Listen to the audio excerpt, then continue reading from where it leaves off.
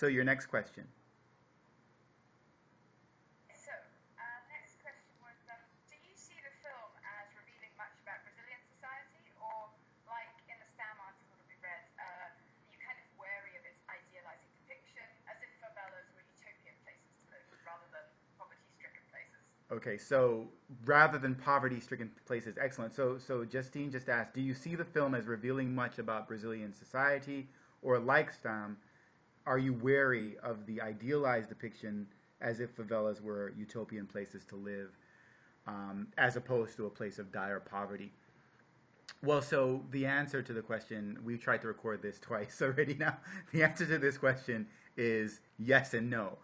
Yes, the film is portraying an idealized version of Brazilian society, but what film doesn't depict an idealized version of a society? Again, one of the problems that you see in that STEM article is the question of whether or not Camus is Brazilian and therefore can represent Brazil. Suffice it to say that there is actual footage of the 1958, I believe it is, Carnival in the Camus film. And in the same way, Diegues in 1999, in the 1999 film, has actual footage from the 1998 Carnival. And in that case, I think it's called the Vira Dura Samba School in Rio de Janeiro won first prize for its depiction of the Orpheus theme in Carnival. So each film is depicting this one aspect of Brazilian society, Carnaval.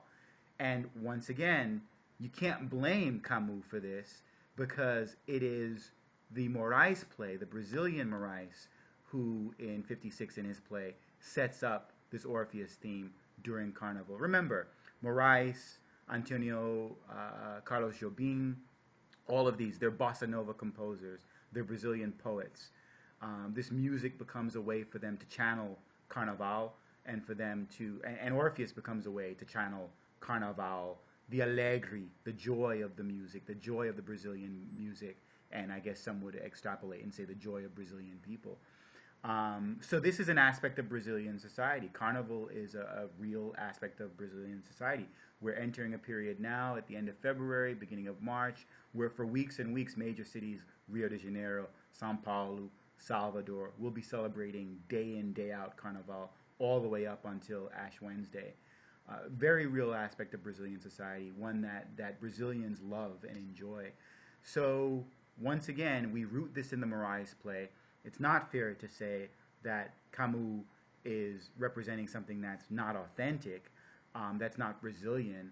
One could argue that because he's French, because he's an outsider, there are these problems. But Diegues does the same thing in the 1999 film.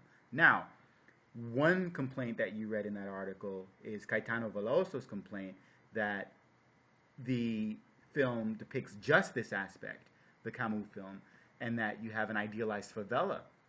Well, Diegues tries to address this in his film, and in the Diegues film, we have a favela where there's violence rampant.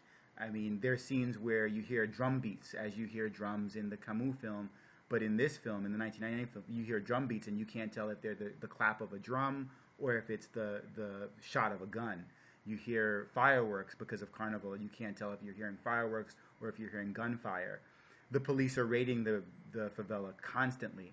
Lucinho, who is Orpheus's childhood friend. This sets up a Cain and Abel story in the Diegues film.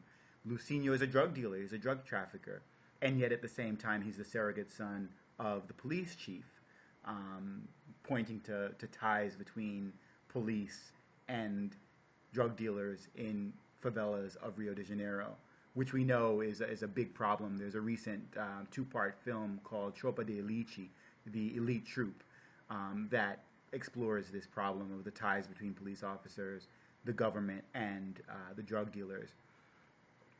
So, suffice it to say that that Diegues is working in a new context, right? That leads us into films like City of God in 2002, films like Bus 174, in which we see a young kid from the favela hijack a bus with a true story.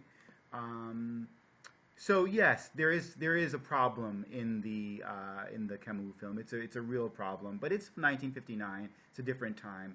It's a different setting, and I don't think its problem of authenticity has anything to do with Camus' foreignness.